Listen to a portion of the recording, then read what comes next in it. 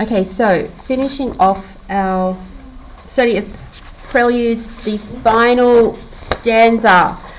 The last imagery we were looking at in section 3 was the imagery that was relating to that specific identity of you, and the idea being that it could quite possibly be a prostitute, or it could be just a woman who's representative of women in the urban landscape. Moving on to the last one here, so let's read it. 4. His soul stretched tight across the skies that fade behind a city block, or trampled by insistent feet at 4 and 5 and 6 o'clock, and short square fingers stuffing pipes and evening newspapers, and eyes assured of certain certainties, the conscience of a blackened street, impatient to assume the world. I am moved by fancies that are curled around these images and cling, the notion of some infinitely gentle, infinitely suffering thing. Wipe your hand across your mouth and laugh. The worlds revolve like ancient women gathering fuel in vacant lots. Alright, now we let me just get my copy here. Okay, so we've got this opening that reminds us of Prufrock, doesn't it? His soul stretched tight across the skies, and that is that imagery of the like a patient, let us go then you and I, whilst the evening is spread out against the sky like a patient etherized upon a table. So we're going to make note of this with just saying Prufrock illusion.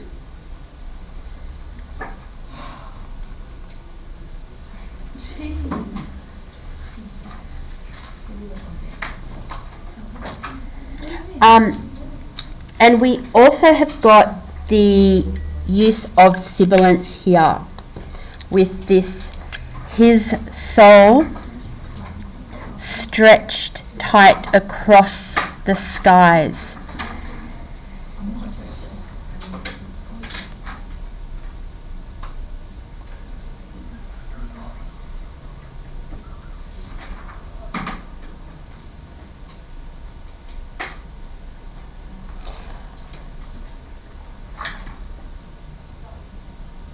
That fade behind a city block. His soul stretched out across the skies that fade behind a city block.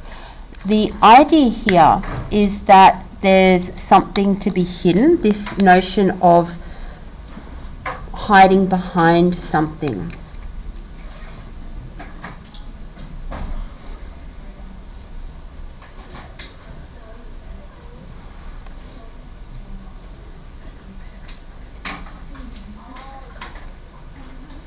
Things to be hidden.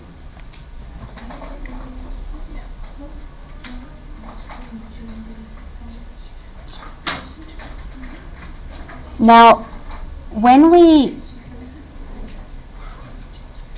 have the next bit, guys, those of you who are talking, thank you.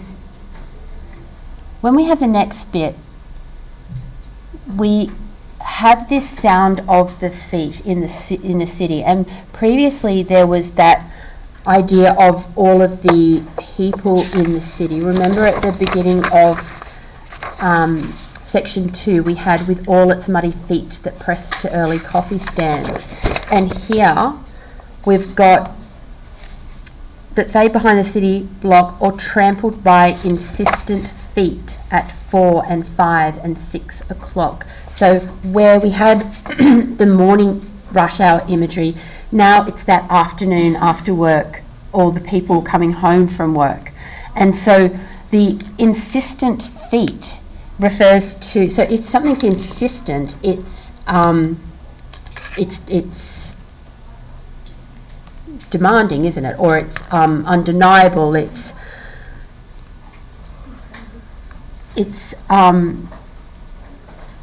insistent. And so we've got the relentless march to and from work,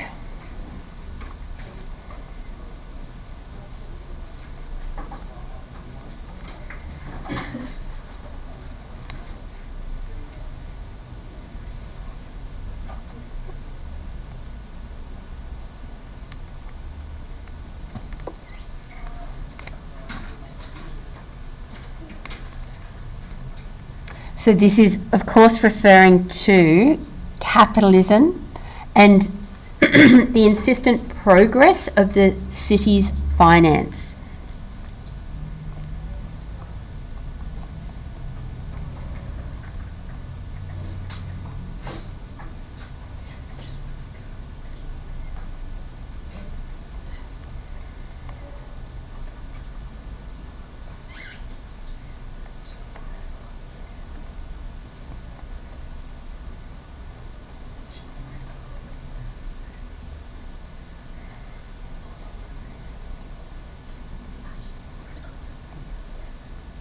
Actually, I'm going to put the insistent progress of progress.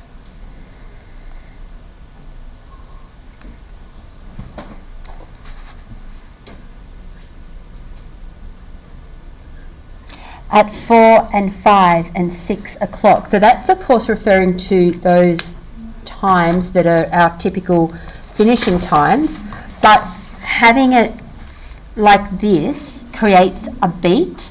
So there's a beat in the line here with at 4 and 5 and 6 o'clock. So the beat of the line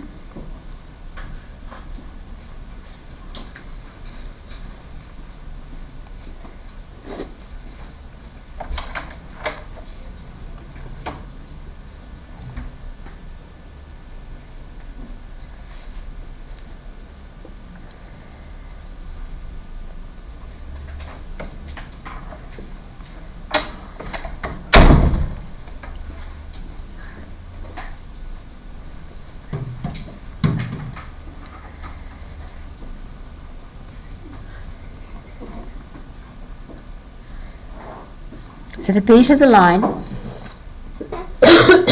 conjures the sound and pace of rush hour.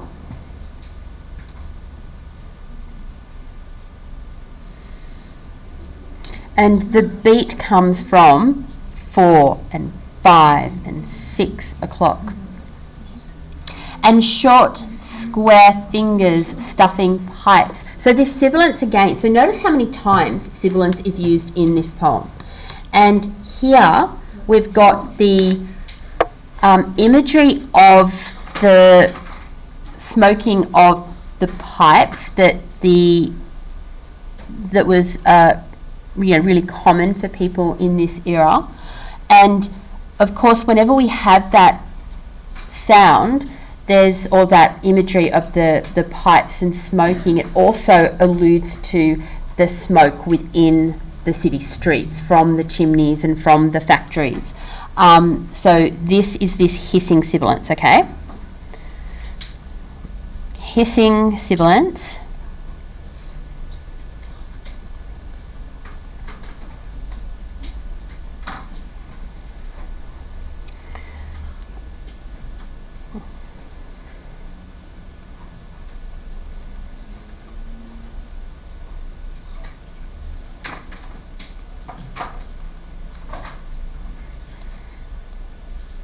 Now, it's not just the pollution of the city that's being referred to here, but also it's still that routine, and so the monotony of going to work, coming home, going to work, coming home, and within that is that routine of the evening pipe, stuffing the pipes, the evening pipe, and because we had where was it? When we looked, it was in the second. The reliance on coffee and the reliance on alcohol and the reliance on those things to get through this monotony of the, here we go, the monotony of the modern era. So this was where in section 2, to early coffee stands, the routine consumption of alcohol at night, coffee in the morning, commenting on man's reliance on stimulants to survive. So that is again what we've got happening here. So let's just put, so we've got the pollution of the city, plus again referring to routine and modern man's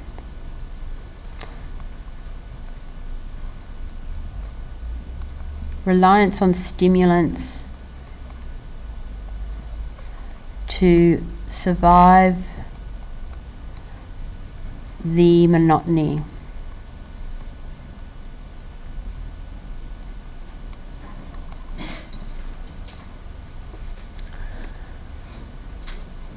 And evening newspapers and eyes assured of certain certainties. And that certain certainties is quite pleasant to say and to hear. And so remember when I was talking about proofrock, and there were so many lines that were like quite lyrical and quite nice.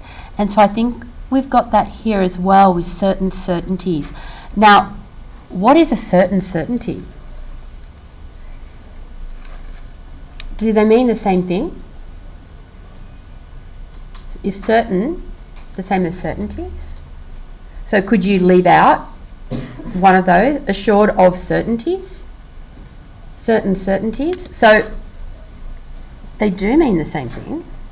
I think it's like particular certainties. Yeah, so, good. Okay, so there's two things happening here. On the one hand, it feels like tautology.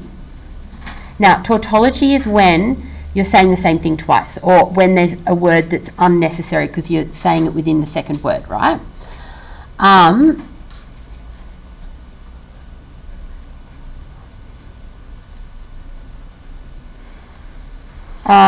So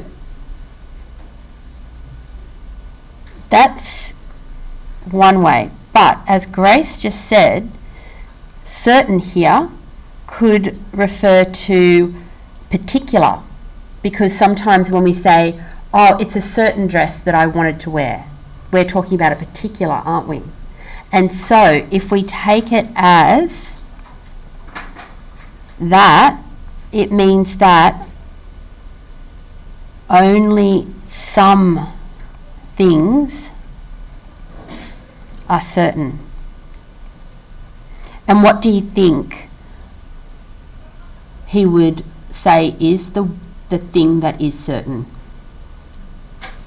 What is the one constant? Death. Yeah, actually.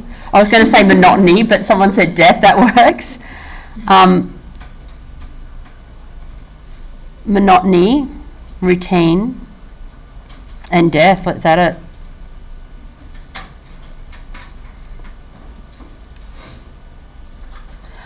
Of course, with eyes and feet, we've got again that use of synecdoche, which we're seeing is so common in Eliot's poetry. Eyes and feet was over here. So let's just put it down the bottom here.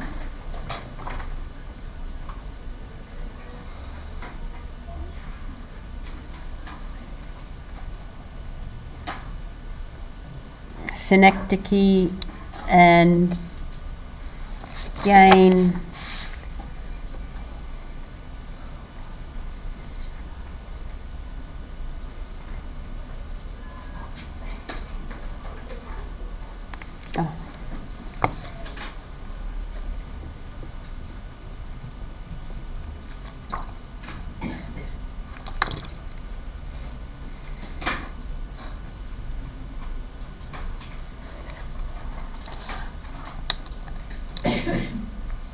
one thing we'll add for the feet synecdoche, because I've said that the next line it creates that beat, so here the word feet is also being used as a pun, because in music you have the musical feet, don't you? And so that pun is quite deliberate. So let's just write pun musical feet.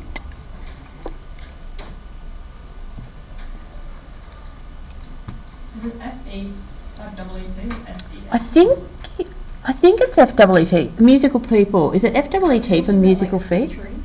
No, like in music you have the metrical foot, it's called, isn't it? And it's the beat. So is it spelt F-E-E-T for music? I think it is. Happy to be corrected on that though if I'm wrong.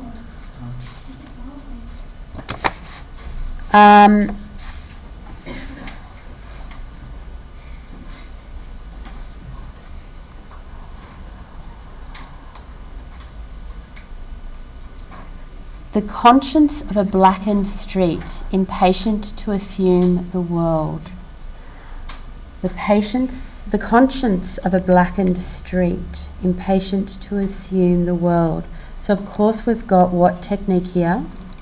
With the conscience of a blackened street? Yes, personification.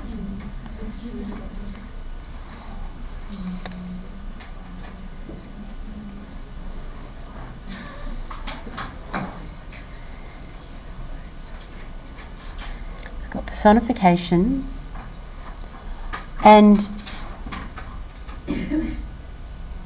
we are given an image here because we've got the notion of conscience and blackened.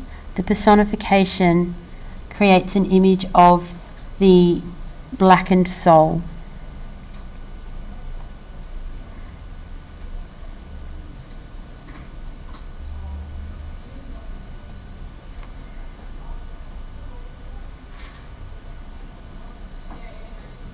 Impatient to assume the world. I've got in my notes continual progress for this idea of impatient to assume the world, but I'm happy to hear if anyone's got other ideas or if other images come to mind.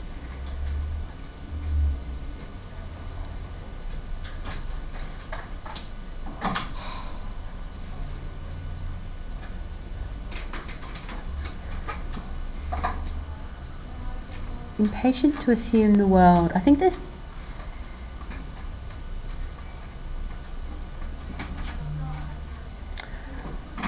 for me, the image I get, because it's in here with all of this, like rush hour and going to work and certain certainties, impatient to assume the world, I do get an image of that young person new to a career who is wanting to, make it big or be successful, and maybe that desire for success. And given that in this modernist era, especially as the 20s began, there was, in America, the idea of the American dream. And the American dream, which they still talk about, is the idea that you can be anything, be anyone. If you want to be rich, you can. There's nothing stopping you. And so that was part of the milieu for the time everywhere. After the horrors of World War I, when everyone was thinking, well, what's the point of anything? There was this sudden surge of people going, I can do whatever I want, I can be whoever I want, I can achieve whatever I want. So I guess I get that image there as well. What were you going to say, Grace? I think of it as what's impatient to assume the world is like industrialization and pollution. Yeah. And then the death imagery as well. Yes. And I guess that's the original one that I had here with continual progress. But you're absolutely right. There is that way we could take it as the industrialization and pollution. So let's put this. And I guess that idea of taking over.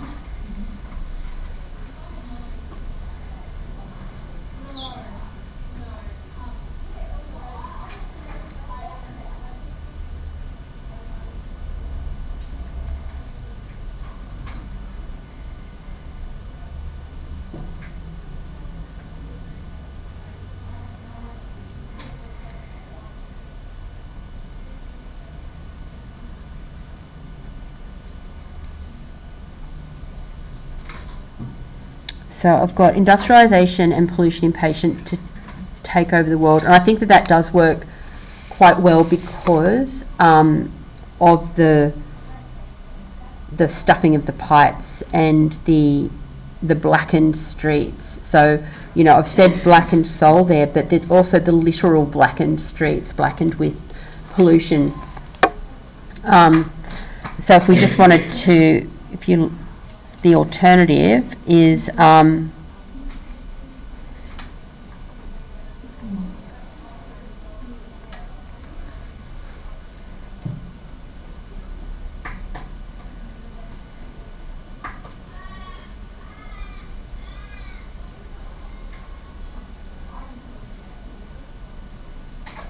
so I'm just going to add the eager man desires success, and it could be alluding to both, and perhaps that eager man desiring success contributes to that pollution.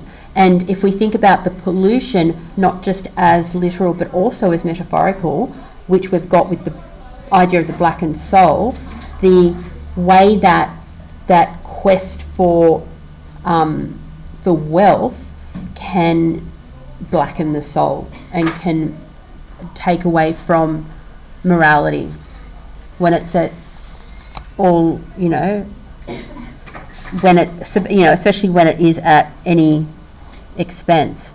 So I'm just going to add, just with a line like that,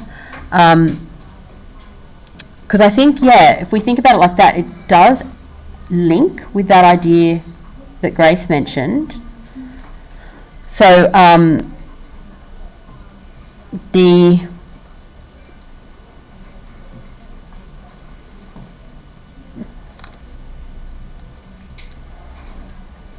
as both literal and metaphorical,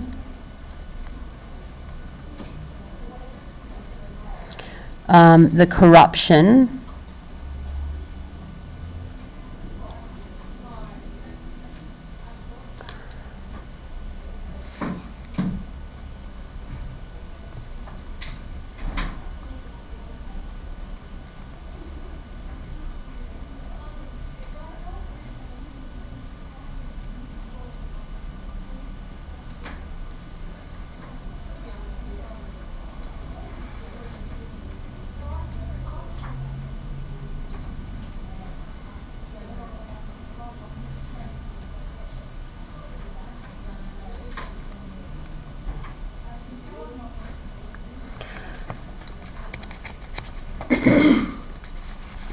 this actually works really well to link to a contemporary context. So if you recall, I mentioned a bit at the start of this module that one of the big things about Module B is linking it into a contemporary context.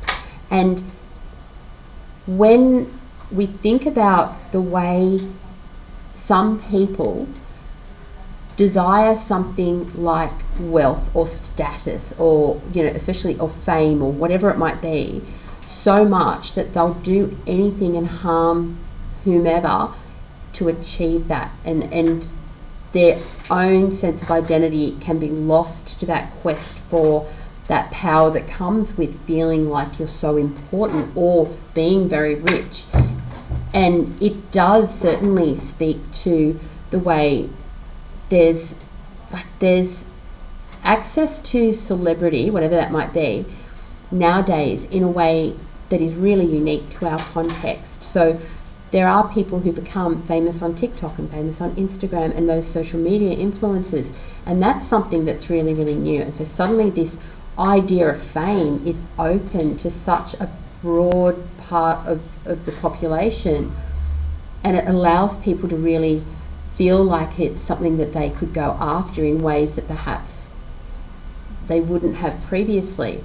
And what corruption we're seeing in people who go too far with that is really quite interesting. There's documentaries around, you know, people using their children in really unsafe ways in order to gain fame and notoriety as mumfluencers. Is that what they're called? Mumfluencers? Those like mummy influencers, and the people who espouse their health regime in ways that are actually quite damaging. And I don't know if you've seen, it's just been in court recently about the woman who died at the end of last year, it was in Australia, she online had a online personality as being a free birther, and had found a doula who didn't have medical training, and it's this big online movement around free birthing without any medical intervention, and it's in the courts at the moment because she died as a result of massive blood loss giving birth at home without any medical intervention. And so the doula who assisted her, or the woman who assisted her, is in court at the moment, and they're looking at whether she can be charged because of saying all these things that are medically, you need to be medically trained, and she wasn't. And so think about how people will go after fame even if it hurts. And so when you're thinking about bringing that contemporary context into the things that we're getting from Eliot, this is the kind of thing that could work quite well. What do we do to blacken our souls? What is it that we're seeking? I am moved by fancies that are curled around these images and cling. The notion of some infinitely gentle, infinitely suffering thing. So we've got a juxtaposition here of gentle and suffering. So it's the paradox of the world as nurturer and tormentor. So let's circle. And we're writing juxtaposition.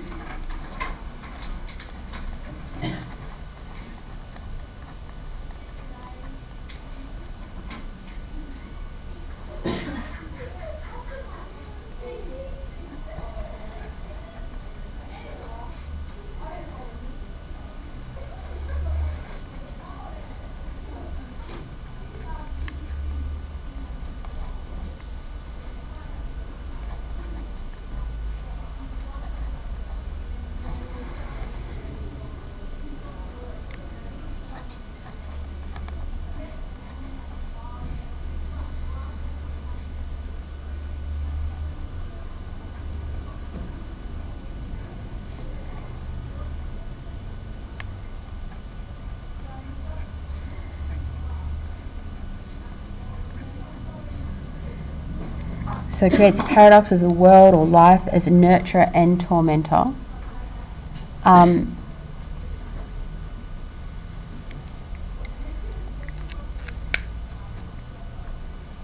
We have the image here of curled that gives us the imagery of the fetal position.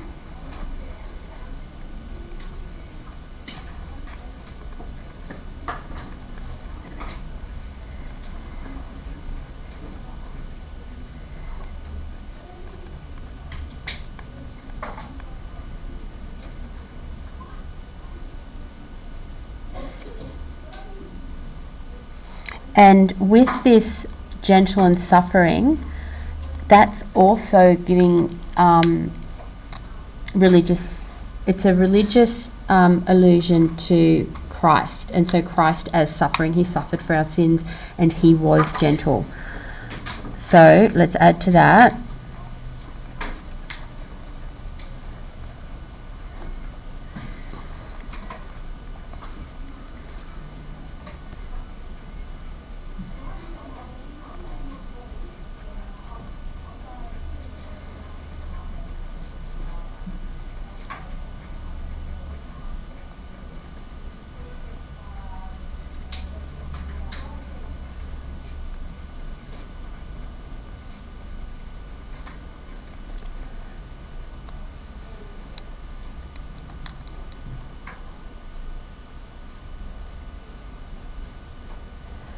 Wipe your hand across your mouth and laugh. So that's cynical, okay? This cynical acceptance.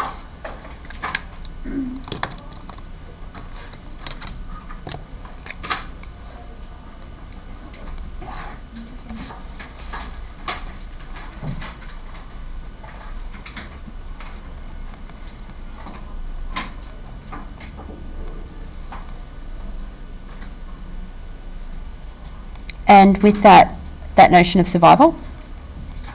Like, what are you going to do? You got to laugh. The worlds revolve like ancient women gathering fuel in vacant lots. Now, this is an unusual image. So we've got a simile here, and the idea is that the persona has seen the worst and decides to laugh, and the focus on personal survival is the best response. There's futility of making something out of nothing. So, because if the ancient women are gathering fuel in vacant lots, the vacant lots, if they're vacant and they're gathering fuel, is there anything there for them to gather? And the so if we think of, all right, how many minutes do we have? Does anyone know? 2. Okay. Let's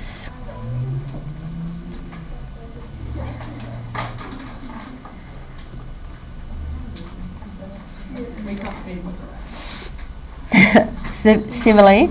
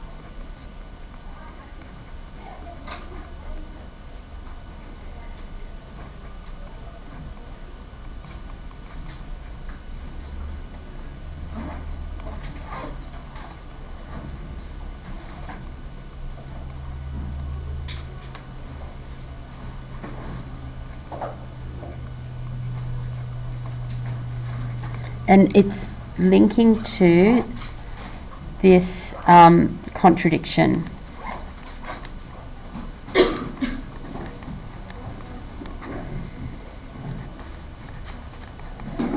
And futility of that idea of fuel gathering something in a vacant lot.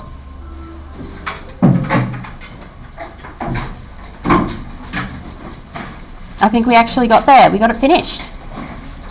Hurrah! See ya.